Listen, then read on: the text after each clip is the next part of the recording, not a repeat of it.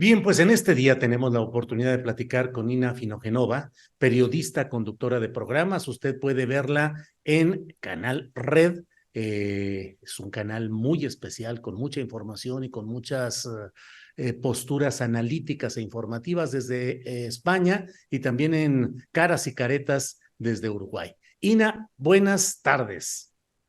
Buenas tardes, Julio. Un saludo a todos los que nos están siguiendo hoy en el Astillero TV. Así es. Ina, pues la verdad es que debo decirte que sigue dando mucho de qué hablar la entrevista que hiciste al presidente López Obrador, ni más ni menos que el Instituto Nacional Electoral, a través de una de sus comisiones, ha ordenado que se baje esa entrevista de las cuentas del presidente López Obrador, orden que se ha cumplido ya. Ya los canales de la Presidencia de la República han bajado esa entrevista de ahí, no de Canal Red. Ahí se respeta el que es un ejercicio periodístico, pero acá se habla de que impacta el equilibrio en la contienda electoral y se ha ordenado retirar ciertas partes que hablan de temas electorales. Así es que está movidito el tema. ¿Cómo ves estas resonancias de tu entrevista, Ina? Pues a mí me sorprende mucho y yo, sinceramente, y voy a explicarlo en varios puntos, ¿no? Por un lado, a mí me parece una decisión bastante torpe por parte del INE porque han provocado una suerte de efectos Streisand. Han vuelto a hablar otra vez de esta entrevista. He sumado no sé cuántas visualizaciones en nuestro canal, he sumado no sé cuántos miles de suscriptores nuevos, así que muchas gracias al Instituto Nacional Electoral por volver a promover los materiales que hacemos con amor hacia nuestra audiencia en Canal Red. Por otro lado, me parece que si la ley mexicana dice lo que dice, ¿no? O sea, eso se hacen para cumplir con la ley electoral, precisar un par de cuestiones.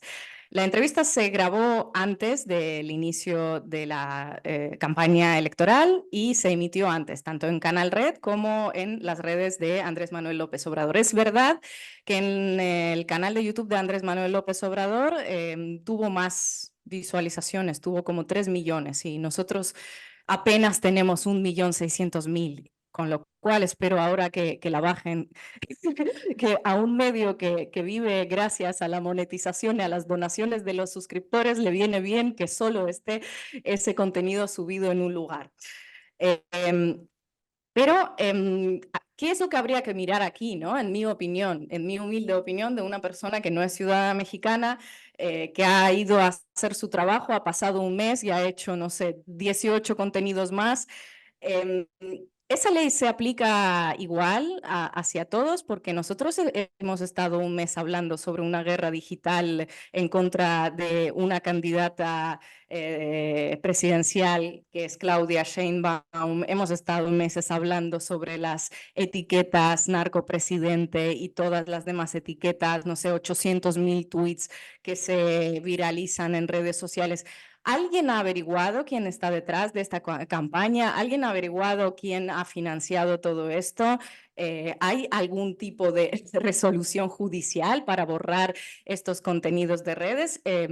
Tú me dirás, Julio, pero yo también estoy siguiendo, no tanto como ustedes en México, pero más o menos intento mantenerme al tanto de la actualidad mexicana y no he visto yo ninguna resolución tan expeditiva como se ha hecho con esta entrevista. También, otra cuestión, el otro día nos hemos hecho eco en Canal Red de la visita de la marquesa Cayetana Álvarez de Toledo a México y a un evento organizado por Ricardo Salinas Pliego, en el que habló media hora sobre los peligros del populismo y demás y tal y cual, sobre lo mal que está haciéndolo todo López Obrador.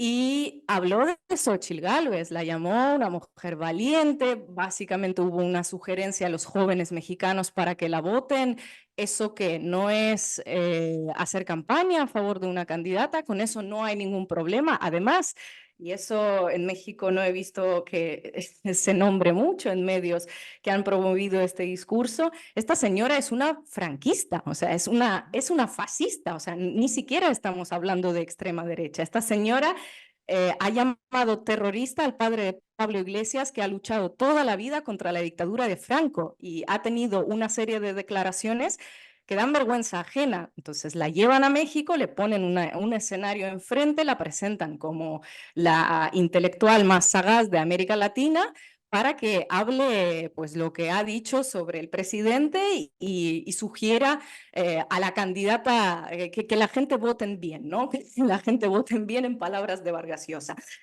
Entonces, a mí me parece muy bien que haya organismos que vigilen por el cumplimiento de la ley, pero veo como una suerte, un patrón que se vigila siempre que la cumplan solo una parte de la población, ¿no? Y la otra pues va acampando a sus anchas como si nada.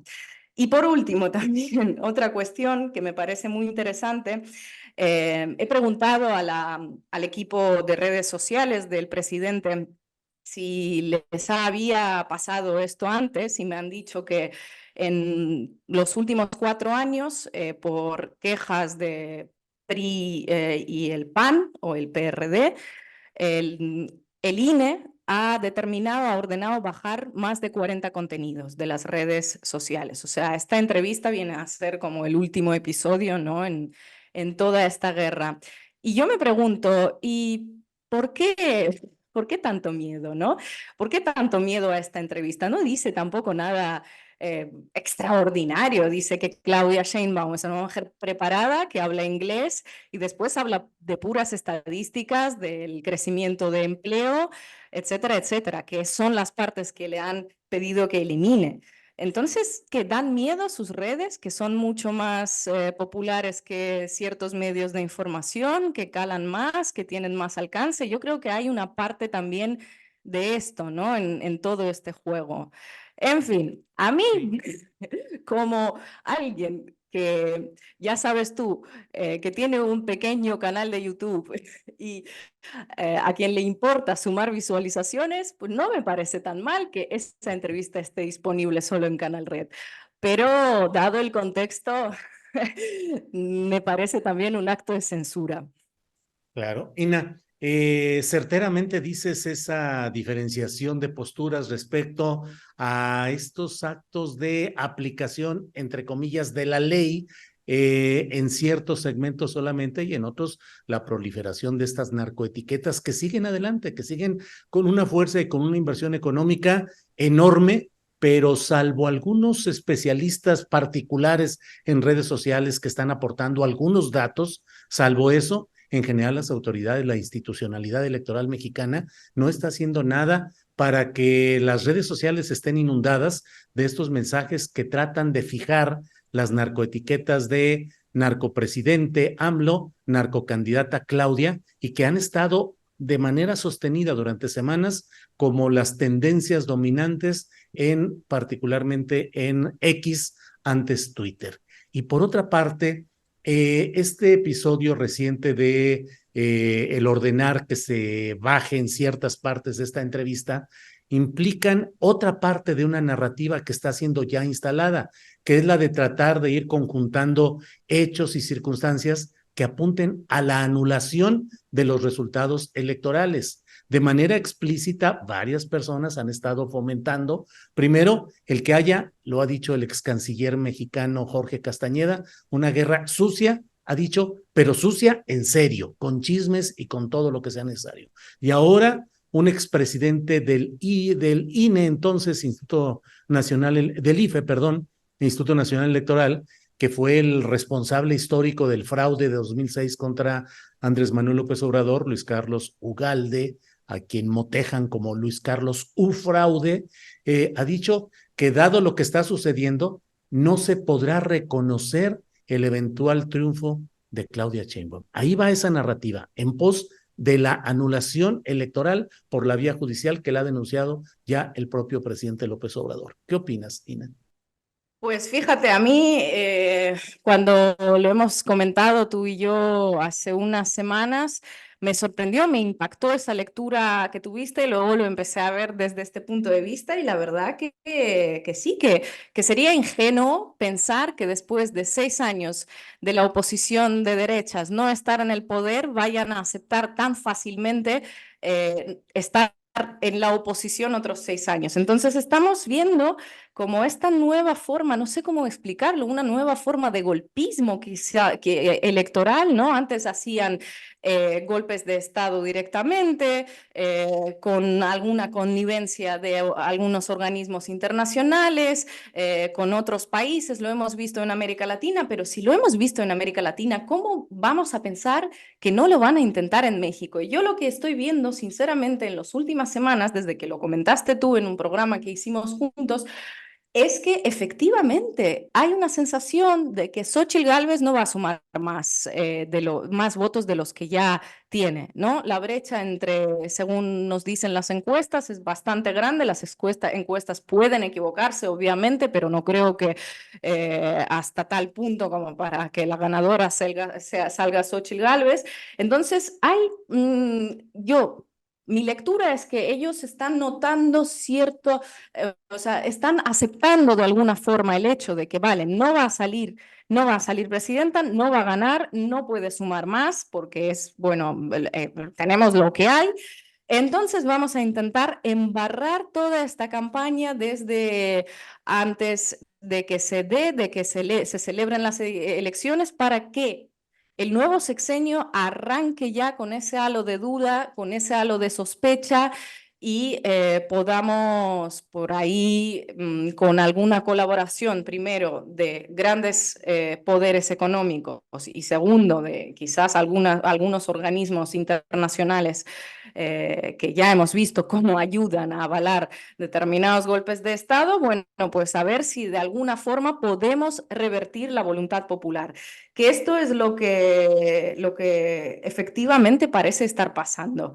Y sí, lo de la guerra sucia y las narcoetiquetas es absolutamente escandaloso y también otra cuestión que es escandalosa, ¿no? Que sois muy pocos los periodistas que lo están cubriendo y hay muy pocos especialistas que están analizando qué es lo que está pasando, de dónde salen estas etiquetas y uno de ellos está aquí en España. O sea, es alucinante que no se preste suficiente atención a esta guerra, ¿no? A esta guerra digital. Fíjate, Ina, que además ha habido una presencia muy peculiar de factores o actores políticos relacionados con España en todo esto que ha estado sucediendo. El presidente del PRI, Alejandro Moreno, ha asegurado que Pedro Sánchez, el presidente español, que además preside la Internacional Socialista, se habría difundido un párrafo de un acuerdo de la Internacional Socialista donde se habla de la preocupación por la posible influencia del crimen organizado en los resultados electorales venideros en México. El otro tema de la fascista, como lo señalas, Cayetana Álvarez de Toledo, muy festejada aquí, sobre todo auspiciada por uno de los hombres más ricos del país, Ricardo Salinas Pliego, y además un hombre que hoy está en una batalla ideológica. Muchos pensamos que por razones financieras y de afectación de su capital, pero promoviendo las ideas libertarias en México. Entonces está el factor del presidente de España, que según lo que ha reportado la jornada, se ha desmentido ya que haya esa resolución, lo de Cayetana Álvarez y además, pues el propio rey de España que entregó un premio a un colectivo de buscadoras de desaparecidos en México, que ciertamente es un problema existente, grave, preocupante, pero marcando ahí el acento en lo preocupante que es esa lucha en México. ¿Cómo ves esos factores españoles incidentes en México? Bueno, a mí me parece que qué podemos esperar nosotros de la Casa Real Española, ¿no? En su relación con lo que me parece que no terminan de superar que son países soberanos y que no es ya Nueva España. Entonces, a mí el hecho de que el rey de España premie a un colectivo que efectivamente, como bien dices, es un problema existente, pero hay que ver, ¿no? En qué momento, en qué contexto se hace, se entrega este premio y está clarísimo que se está siendo instrumentalizado por este poder interno español que siguiendo esa confrontación que lleva ya varios años entre el presidente López Obrador y la Casa Real por por todos los temas de la conquista y las víctimas y tal, pues sí, es una forma de decir, mira, aquí estamos y vamos a ponerte esto en la cara, ¿no? No me sorprende, sí me resulta sorprendente lo de Pedro Sánchez, parece un producto de no saber muy bien dónde está parado. Comprar esos marcos de extrema derecha en este momento, cuando se disputa el poder en el país más importante de habla hispana como es México, me parece extremadamente peligroso, pero bueno, Pedro Sánchez y el PSOE al final solo llevan el nombre, ¿no? El Partido Socialista y parecen de izquierda, pero en realidad no lo son. Por eso en España se ha roto en un momento dado el bipartidismo con la entrada de Podemos, porque ya en la calle se sintió esa necesidad de tener un partido a la izquierda del PSOE, porque el PSOE se ha derechizado peligrosamente y producto también de esa derechización del PSOE es que el PP ha visto la necesidad de irse todavía más a la derecha, hacia la extrema derecha. Y personajes como Cayetana Álvarez de Toledo es precisamente esa manifestación de esa extrema derechización del Partido Popular, que era de derecha, pero de repente le salen esas fascistas que parecen que deberían estar de Vox y que el PP no es lo suficientemente radical. Pero es como esa apuesta del Partido Popular para captar los votos de los franquistas que abundan lamentablemente en este país. Yo creo que, bueno, pues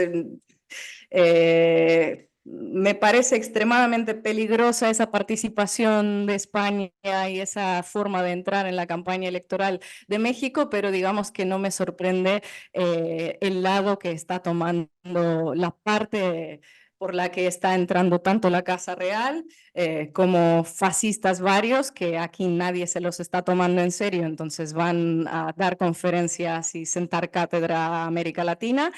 Y pues Pedro Sánchez, al fin y al cabo, es un político más que sistémico, muy cómodo dentro de los poderes políticos europeos, que ni, bueno. Sí. Ina, te agradezco mucho esta posibilidad de platicar y quisiera hacerte solo una última pregunta pidiéndote que nos ayudes a extender la mirada a otros países, otros procesos políticos complicados, en razón de lo que se está viviendo hoy en México, que es, entre otros temas, el envenenamiento de las redes. Las redes sociales están siendo envenenadas por una serie de granjas de bots, de troles, de toda esa posibilidad cibernética que ahora hay. Eso está provocando agudizando la polarización, no en términos de que haya una equidad, de que un porcentaje y otro tengan igualdad en intención de voto, en intención electoral, pero sí en la colocación de los ánimos en los extremos. Y por otra parte, se está viendo una mayor violencia política que puede tener consecuencia de un hecho innegable que es la presencia y la fuerza del crimen organizado en ciertas regiones del país, lo cual creo yo desde mi punto de vista que es inocultable. Pero sí se está viendo una mayor violencia centrada en asesinatos de aspirantes a cargos de elección popular, relacionados con cargos públicos, del propio periodismo. Te pregunto, cuando han sucedido procesos de desestabilización en otros países, ¿cuáles son los elementos que integran ese manual de la desestabilización? Y si crees que en México estamos entrando en esos terrenos. Sí, yo creo que en México está entrando en esos terrenos. Empezaste muy bien con el tema de la polarización en redes. Nosotros hemos estado observando, ¿no? Todo lo que ha estado pasando desde Bolsonaro, desde esa polarización que se ha dado en las elecciones en las que Bolsonaro salió ganador, cuando básicamente empezamos a analizar qué ha pasado con WhatsApp y con el reenvío masivo de noticias falsas a través de WhatsApp. ¿no? Estuvimos viendo todo lo que sucedió en Argentina con Milei, que vale, sí, ha habido un gran descontento por el gobierno progresista, que se ha mostrado muy tibio y que no ha cumplido y que ha habido una inflación tremenda, pero después por parte de del equipo de Milei hubo una apuesta muy potente por la creación de los contenidos enfocados sobre todo en este segmento joven de la población que le ha dado votos. Hemos visto procesos semejantes, pero bueno, esto ya estamos entrando en el crimen organizado, ¿no? En Ecuador, que yo no lo mezclaría tanto, pero es verdad que en Ecuador también se ha visto embarrada la campaña electoral, tanto esta reciente como la de 2 años antes, en la que salió ganador Guillermo Lasso. Yo lo que veo todavía es que en México la población, incluso esta población tuitera, ¿no? Donde más observamos este tipo de polarización e intoxicación con narcoetiquetas, yo la veo más politizada, más organizada, más articulada y con más conciencia de lo que está sucediendo. Es verdad que puede ser que alguna de estas campañas influye en algún grupo de votantes que no están decididos, que logre sembrar dudas, que este es el problema. Yo creo que en México la población en general entiende mejor a qué es lo que se está enfrentando. Ya me dirás tú si me equivoco o no, pero es una evaluación a miles de kilómetros de distancia, ¿no? Por lo que yo estoy viendo. ¿Cuál es el motivo de esto? Quizás en parte las mañaneras, quizás en parte que en México ha habido una variedad de medios alternativos, como por ejemplo el astillero mayor que en otros países. Quizás el cansancio, ¿no? Por la comunicación hegemónica ha llegado a un punto en el que la gente dejó de creer a los grandes medios de información. Yo creo que México lo está viviendo, pero que también veo que la población lo está solventando y surfeando bastante bien. El peligro de eso es lo que dices tú, que al final se siembren dudas, que al final se arranque con pies de barro, ¿sabes? El sexenio, que esté todo embarrado por ese halo de sospecha, de que algo habrá hecho el presidente, la candidata, etcétera, etcétera, etcétera. Ese es el problema que hay que resolver más a largo plazo y aquí no hay recetas mágicas.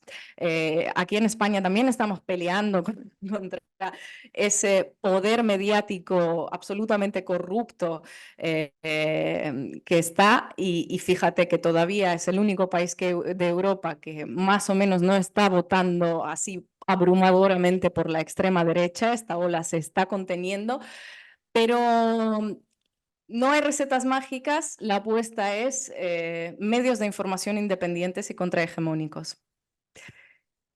Bueno, pues Ina, te agradezco mucho esta posibilidad de pasar revista a tantos temas.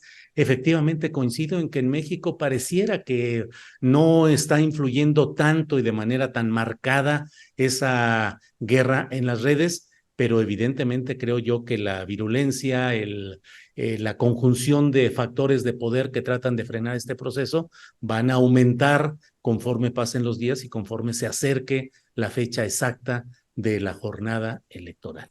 Y a reserva de lo que desees agregar, yo te agradezco mucho que hayas estado con nosotros en esta ocasión. Muchísimas gracias a todos los seguidores del Astillero, gracias a ti, Julio, y bueno, espero volverlos a ver pronto. Esperemos pronto estar de nuevo. Gracias, Ina. Hasta pronto. Chao, chao.